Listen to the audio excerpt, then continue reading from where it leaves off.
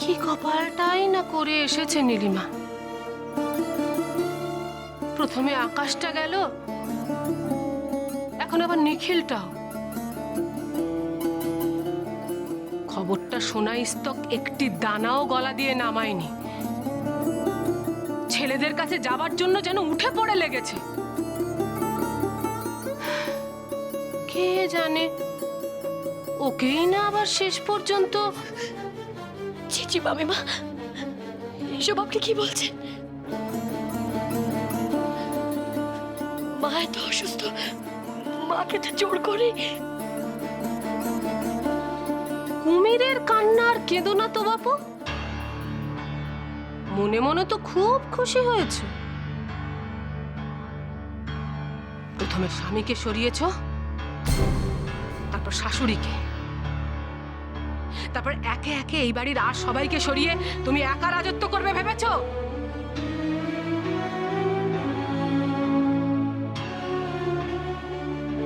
সেগুড়ে বালি।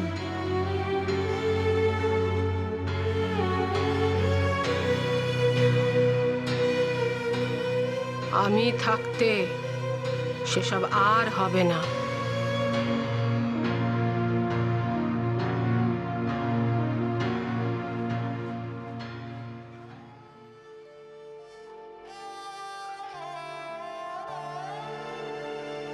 মা না খেয়ে থাকলে তো, তার মানে তো মা ওষুধও খাচ্ছেন না।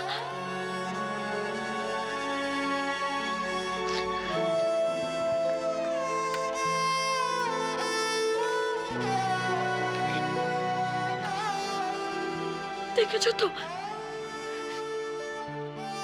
কি বিপদে ফেলেছো তুমি সবাইকে।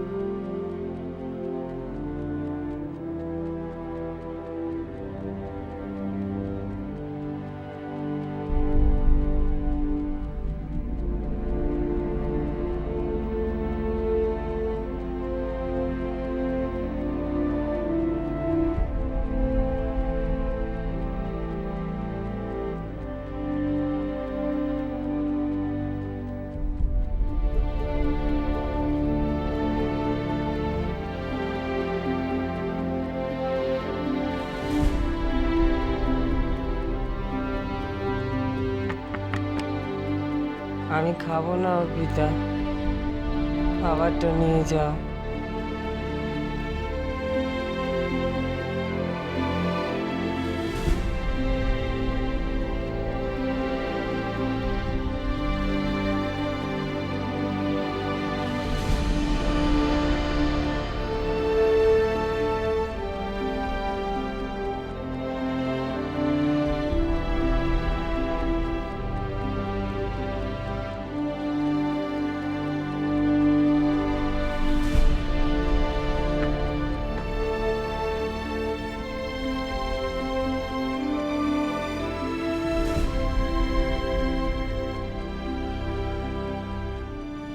আমি মৌরিমা।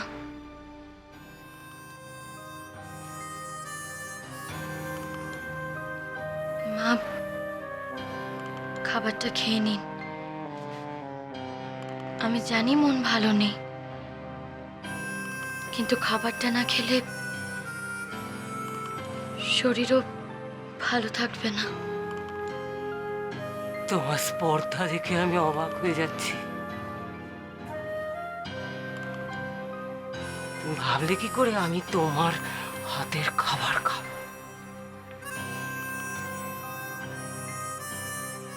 ছায়াদি রান্না করেছে, আমি শুধু খাবারটা নিয়ে এসেছি মা।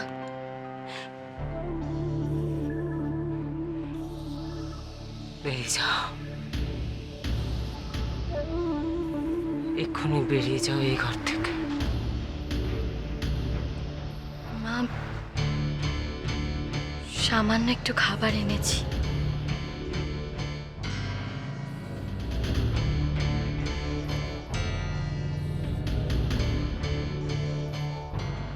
ওষুধটা খেয়ে নিন। আপনি অসুস্থ হয়ে পড়লে বাবাকে সামলানো মুশকিল হয়ে যাবে। তাতে তোমার কি?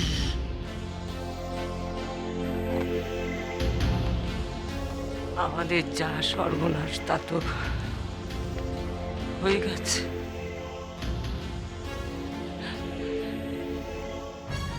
বেরিয়ে যাও, বেরিয়ে যাও।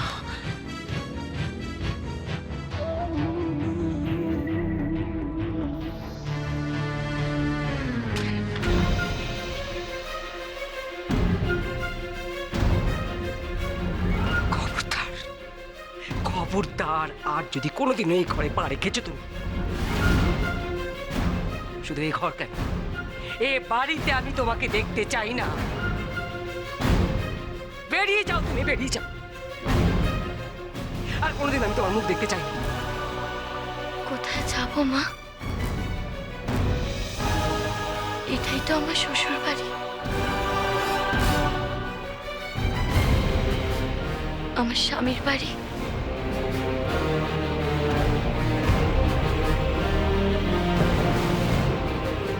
কাল সকালে যেন আমি তোমার মুখ দেখতে না পাই।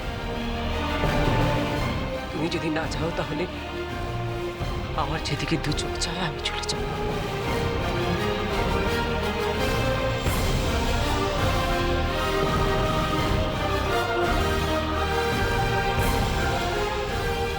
যাও, যাও, বলছি না বেরিয়ে যেতে।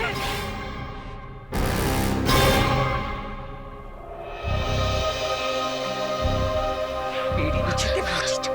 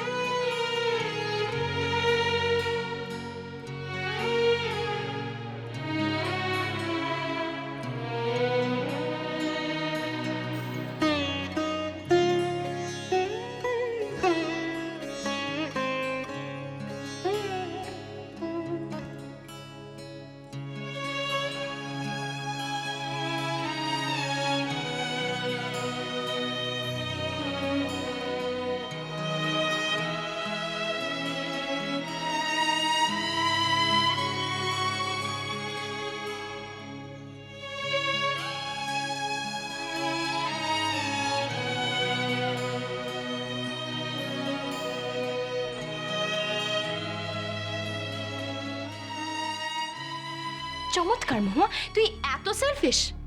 সারাটা দিনে দিদিকে ভিজিট করার একবারও সময় পেলি না তুই? রঞ্জনা দি, প্লিজ, আমি তোর থেকে অন্তত এইটা এক্সপেক্ট করিনি মহুয়া। আর তোর দিদি, মৌরির জীবনে এত বড় একটা বিপদ ঘটার পরও ও কিন্তু তোর কথা ঠিক জিজ্ঞেস করেছে যে কি হলো মহুয়ার, কেন আসেনি ও।